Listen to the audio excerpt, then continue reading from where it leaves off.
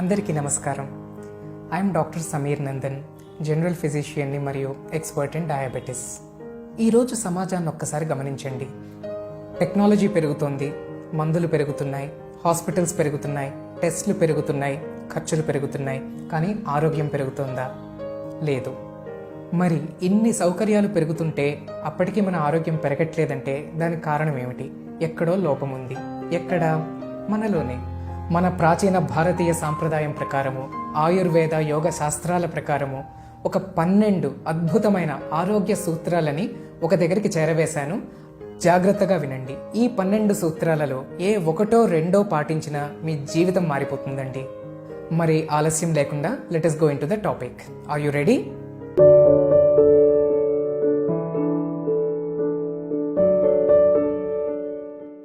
లోకా సంస్థ సుఖినో భవంతు అన్న లక్ష్యంతో ఎన్నో ఆరోగ్య వీడియోలు నేను చేస్తూ ఉన్నాను. అందుకని దయచేసి keep watching my videos and keep sharing this content with everyone. మీ చుట్టాలకి, ఫ్రెండ్స్కి అందరికీ ఇవి పంపించండి. మొట్టమొదటి సూత్రము, అజీర్ణే భోజనం విషం అజీర్ణే భేషజం వారి. అంటే తిన్న తిండి అరగకుండా మనం ఆహారం మళ్ళీ తిన్నామనుకోండి, అది విషంతో సమానం అని చెప్పింది శాస్త్రము. కనుక దీన్ని బట్టి మనం ఏం చేయాలి? ఏదైనా ఫుడ్ తిన్న తర్వాత పూర్తిగా కడుపు తేలిక పడే వరకు మళ్ళీ కడుపులో ఎటువంటి లిక్విడ్ని కానీ లేదా సాలిడ్ని కానీ వేయడానికి వీల్లేదు. అలాగే ఈ సూత్రంలో రెండో భాగం ఏమిటి? అజీర్ణే భేషజం వారి. అజీర్తి చేసినప్పుడు, ఇండైజెషన్ లేదా గ్యాస్ట్రిక్ ఎసిడిటీ పెరిగినప్పుడు స్వచ్ఛమైన మంచినీరు అమృతంతో సమానము. తరచుగా మంచినీళ్లు తాగడం ద్వారా ఈ అజీర్ణ వ్యాధిని పోగొట్టుకోవచ్చు. ఇక రెండవ సూత్రము, అర్ధరోగహరి నిద్ర. సగము రోగాలకట నిద్రే ఔషధమట. ఒక 6 గంటలైనా చక్కటి నిద్ర పట్టగలిగితే మనకున్న రోగాలలో సగానికి సగం అక్కడే తగ్గిపోతాయన్నది సూత్రము. దురదృష్టం ఏమిటంటే ఈ రోజుల్లో 100కి సగం మందికి ఆ నిద్రే పట్టడం లేదు. మరి నిద్ర పట్టాలంటే ఏం చేయాలి?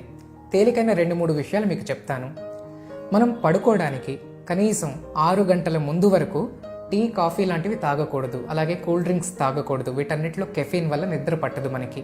మరొకటి ఏమిటంటే పడుకోవడానికి 1 గంట ముందు నుంచి మనం మొబైల్ని కానీ టెలివిజన్ స్క్రీన్ని కానీ చూడకూడదు. ఆ ఎల్ఈడి లైట్స్ కూడా మనకి నిద్ర పట్టనీయకుండా చేస్తాయి. మూడవ మాట ఏమిటంటే ఒక 10-15 నిమిషాల సేపు లోతుగా ఊపిరి తీసి విడిచిపెట్టాలి. పొద్దున బ్రేక్ఫాస్ట్ ముందు ఒకసారి, రాత్రి డిన్నర్కి ముందు ఒకసారి. ఈ డీప్ బ్రీదింగ్ తర్వాత ఒక్క 10 నిమిషాలు కళ్ళు మూసుకొని ప్రశాంతంగా కూర్చునే ప్రయత్నం చేయాలి. ఈ మాత్రం చేస్తే చాలండి, నిద్ర బ్రహ్మాండంగా పట్టేస్తుంది. నిద్ర మాత్రల జోలికి వెళ్ళక్కర్లేదు. ఇక మూడవ సూత్రము, న వైద్యః ప్రభురాయుషః. అంటే మన ఆయుష్కి వైద్యుడు అధిపతి కాదు అని. ఇంకో రకంగా చెప్పాలంటే మన ఆయుష్ రేఖ లేదా మన లైఫ్ స్పాన్ని పెంచడం డాక్టర్ చేతుల్లో లేదు అని సూత్రం తేల్చి చెప్పింది. మనం డాక్టర్ దగ్గరికి వెళ్ళినప్పుడు కాస్త ఉపశమనం లభిస్తుంది, నో డౌట్. కానీ మన ఆయుష్ను పెంచడం అనేది అక్షరాల ఆయన చేతుల్లో లేదంట. మరి ఎవరి చేతుల్లో ఉన్నట్టు? మన చేతుల్లోనే ఉన్నట్టు. ఈ ఆరోగ్య సూత్రాలలో ఏ ఒకటో రెండో పాటించడం ద్వారా మన ఆయుష్ రేఖని మనమే పెంచుకోగలము. ఇక 4వ సూత్రము, చింతా వ్యాధి ప్రకాశయ.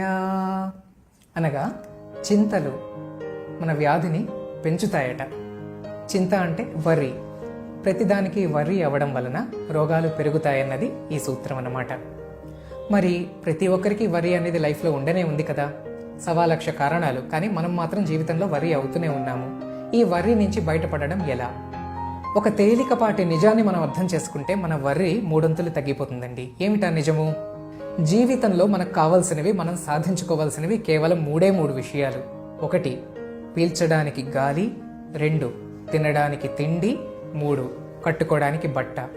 ఈ 3 మనకు ఉన్నాయా, మనం నిక్షేపంగా బ్రతికేయచ్చు. నా మాట నమ్మండి, నిక్షేపంగా బ్రతికేయచ్చు. మనలో ఉన్న కోరికలనే లగేజ్ తగ్గించుకోవడం ద్వారా మన వరీస్ అనేవి తగ్గుతాయి. ఇక 5వ సూత్రము, అజవచ్చర్వణం కుర్యాత్.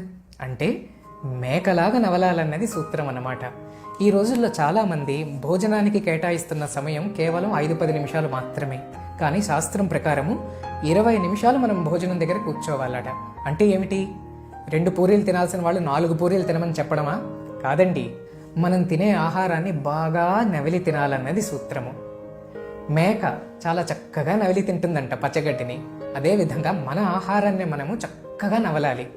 ఒక రూల్ ఉంది మెడికల్గా, ఏమిటంటే మనం నోట్లో పెట్టుకున్న ముద్ద 20 నుంచి 36 సార్లు నమలాలట. అప్పుడే అది నోట్లోనే సగం జీర్ణం అయిపోతుంది. ఎందువలన? మన ఉమ్ములో, మన సలైవాలో ఉండే ఎమైలేజ్ అనే ఎంజైమ్ కారణంగా నోట్లోనే సగం డైజెషన్ పూర్తయిపోతుంది. అటువంటి ఆ పల్చటి ముద్దని మనం మింగడం ద్వారా ఆ మిగిలిన కొద్దిపాటి డైజెషన్ కడుపులో పూర్తయిపోతుంది. ఇంకా ఎసిడిటీ సమస్యలు, గ్యాస్ట్రిక్ మాత్రలు అన్న సమస్య లేకుండా మనం జీవించగలము. ఇక 6వ సూత్రము, స్నానం నామ మన ప్రసాదనకరం దుస్వప్న విధ్వంసనం. అంటే స్నానం అనేది మనకి మనశ్శాంతి ప్రసాదించగలదు, అదేవిధంగా పీడ కలలని నివారించగలదు, లేదా చక్కటి నిద్ర పట్టేలాగా చేయగలదు. కనుక నిద్రలేమి సమస్య ఉన్నవాళ్ళు రాత్రిపూట కూడా మరోసారి స్నానం చేయడం అనేది మంచి అలవాటు. అలాగే మనసు బాగలేనప్పుడు కూడా స్నానం చేశామనుకోండి, మనశ్శాంతి కూడా లభిస్తుంది. ఎందువలన? మనం స్నానానికి వాడేది మంచినీరు. నీరు అనేది పంచమహాభూతాలలో ఒకటి. ఈ పంచమహాభూతాలన్నీ కూడా పరమాత్ముడి అంగాలు అంటారు, పరమాత్ముడి శరీర భాగాలట. కనుక మంచినీళ్ళు మన మీద పడుతున్నాయి అంటే పరమాత్ముడి ఆశీస్సులు మన మీద పడుతున్నట్టే లెక్క. అలాగని ఉట్టి పుణ్యాన నీటిని దుబారా చేయమని చెప్పడం లేదు. కానీ ఎప్పుడైనా మనశ్శాంతి లేనప్పుడు, టెన్షన్స్ ఎక్కువ ఉన్నప్పుడు మరొకసారి స్నానం చేయడం, లేదా నిద్ర పట్టని వాళ్ళు రాత్రి పడుకునే ముందు స్నానం చేయడము ఒక మంచి పద్ధతి అన్నది ఈ సూత్రం చెప్తోంది. 7వ సూత్రము, న స్నానం ఆచరేద్ భుక్త్వా. తిన్నాక స్నానం చెయ్యొద్దు. ఆహారం తిన్న తర్వాత మన కడుపులో అగ్ని పుట్టుకొస్తుంది, డైజెస్టివ్ యాసిడ్ అనేది పుట్టుకొస్తుంది. మనం ఆ టైంలో పైన నీళ్లు పోసుకున్నాం అనుకోండి, ఆ డైజెషన్ అనే ప్రాసెస్ దెబ్బతింటుందన్నమాట. ఒక కడుపు పాడైతే చాలు, శరీరం అంతా తర్వాత మళ్ళీ ఆపసోపాలు పడుతుంది. కనుక భోజనం కానీ లేదా టిఫిన్ కానీ ఏదైనా చేసిన తర్వాత స్నానం చేయడం అనేది చాలా తప్పు పని. ఏమైనా ఆహారం తిన్న తర్వాత కనీసం ఒక 3 గంటల గ్యాప్ ఇచ్చి అప్పుడు స్నానం చేయడం మంచిదన్నమాట. ఇక 8వ సూత్రము, సర్వత్ర నూతనం శాస్త్రం సేవకాన్నే పురాతనం. అంటే ఏమిటి? ఎప్పటికప్పుడు ఫ్రెష్నెస్ ఉండాలి, ఎప్పటికప్పుడు కొత్తదనం ఉండాలి. ముఖ్యంగా 2 విషయాలు ఇక్కడ ప్రస్తావించబడ్డాయి సూత్రంలో. నెంబర్ 1, ఆహారము. మనం తినే ఆహారము ఏ పూట కాపూట ఫ్రెష్గా ఉండాలన్నమాట. పొద్దుంది మధ్యాహ్నము, పొద్దుంది రాత్రి ఆ విధంగా తినడము, ఈ రోజుది రేపటిదాకా దాచుకోవడము మంచిది కాదు. అలాగే ఏవైతే మనము జాడీల్లోని, సీసాల్లోని దాచిపెట్టి ఉంచగలము, పచ్చళ్ళు లాంటివి, ఇవన్నీ అతిగా తినడం మంచిది కాదు. ఎందుకంటే దాచిపెట్టిన ఆహారము తామసిక ఆహారం కింద మారిపోతుంది. అది మనకి అజీర్తి క్రియేట్ చేస్తుంది, మనసును కూడా డల్ చేసేస్తుంది అనమాట. కనుక ఏ పూట కాపూట ఫ్రెష్గా తినడం అనేది మంచి పద్ధతి. అంతేకాదండి, ఈ రోజుల్లో ఫ్రిడ్జ్ల్లో మనం కూరగాయలని వారం తరబడి దాచేస్తున్నాము. దాని బదులు అవకాశం ఉంటే ఏ రోజు కూరగాయలు ఆ రోజు తాజాగా తెచ్చుకోవడం కానీ, లేదా మహా అయితే 2-3 రోజులకు సరిపడా కూరగాయలు ఫ్రిడ్జ్లో దాచుకోవడం కానీ చేసే ప్రయత్నం చేయాలి. అలాగే ఈ సూత్రం చెప్పిన మరొక మాట, మనం చేసే పనిలో కూడా ఫ్రెష్నెస్ ఉండాలి. మనం పని మార్చుకోలేకపోవచ్చు, కానీ చేసే పద్ధతి మార్చుకోగలము. కనుక మన రొటీన్ వర్క్, మన ఇంటి పనైనా, ఆఫీస్ పనైనా ఈ రోజు కన్నా కాస్త డిఫరెంట్గా రేపు ఎలా చేయగలను, మరింత ఉత్సాహంగా ఎలా చేయగలను అన్నది ఎవరికి వారే ఆలోచించుకోవాలి. 9వ సూత్రము, నిత్యం సర్వారసాభ్యాస. అంటే అన్ని రకాల రసాలు ప్రతిరోజు మనము కడుపులోకి స్వీకరించాలని. అంటే అన్ని రకాల రుచులు ప్రతిరోజు మనం తినాలని. మనకి 6 రుచులు ఉన్నాయి కదా, కారం, తీపి, పులుపు.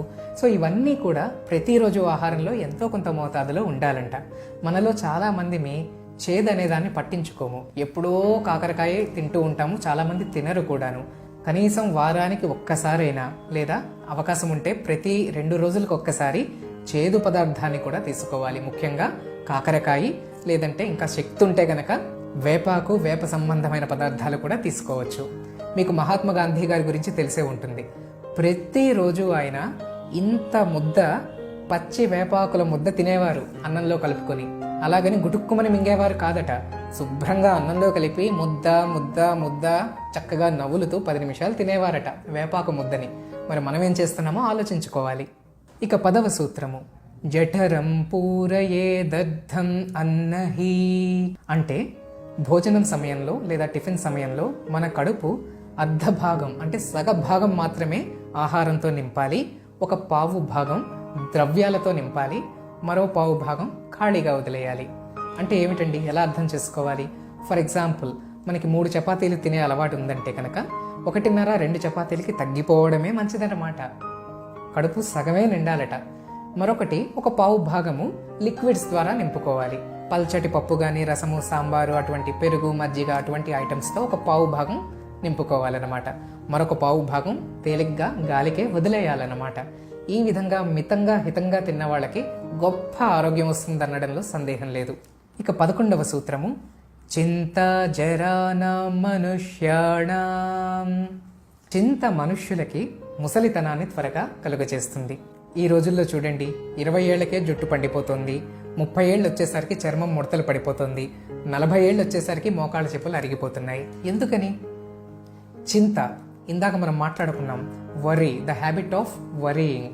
ఈ వరీయింగ్ అనేది ముసలితనాన్ని తొందరగా తీసుకొస్తుందంట. మరి ఎప్పుడు నిత్య నూతనంగా యవ్వనంగా మనం కనబడాలి అంటే ఆ చింతలు కాస్త తగ్గించుకోవాలి. ఎలా తగ్గించుకోవాలి? దీని గురించి నేను ఒక కంప్లీట్ వీడియో చేసున్నాను. టెన్షన్ వల్ల వచ్చే జబ్బులు ఏంటి, టెన్షన్ నివారణ మార్గాలు ఏమిటి అన్నది. దాని లింక్ నేను డిస్క్రిప్షన్ బాక్స్లో ఉంచుతున్నాను, దయచేసి ఒకసారి చూడండి. లేదు డాక్టర్ గారు, ఈ వీడియోలు ఈ సూత్రాలు మాకొద్దు, మాకు మందులు మింగడమే హాయి, పరీక్షలు చేయించుకోవడమే హాయి అన్న వాళ్ళని భగవంతుడు కాపాడుగాక. ఇక ఆఖరుదైన 12వ సూత్రము, శతం విహాయ భోక్తవ్యం. అంటే 100 పనులున్నా మానుకొని భోజనం సకాలంలో చేయమని.